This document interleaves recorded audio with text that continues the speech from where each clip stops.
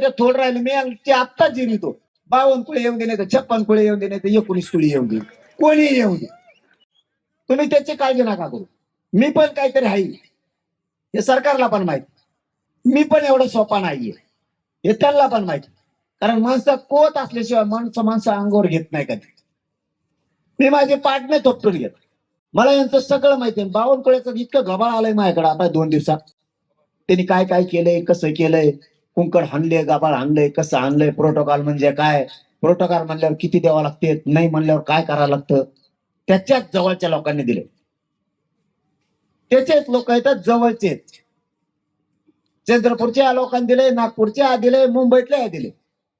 आणखीन पण वेळ गेली नाही. मी बावनकुळे आणखीन डाव टाकला नाही. तोही चूक तू सुधारून घे. माझ्या गरीब मराठ्यावर अन्याय करू नको.